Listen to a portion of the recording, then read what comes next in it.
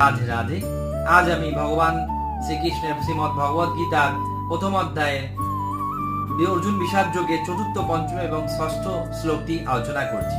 অত্র সুরা মহেশ্বাসা ভীমা অর্জুন সমা যুধি যুযুধান ও বিরাটশ্চ দ্রুপদশ্চ মহারথ দিষ্ট কেতুশ্চ কিতান কাশী রাজশ্চ বীর্যবান পুরোজিত কুন্তি ভোজশ্চ শৈবশ্চ নরপুঙ্গব যুধা মনুষ্য বিক্রান্ত উত্তম মৌজাশ্চ বীর্যবান সৌভদ্র দৈবদেয়াশ্চ সর্ব এব মহারথা।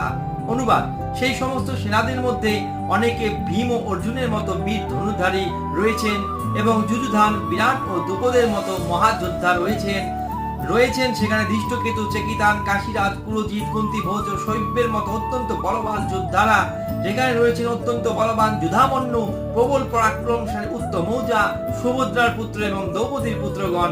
এই সব যোদ্ধারা সকলেই এক একজন মহাযোদ্ধা এবং মহারথী।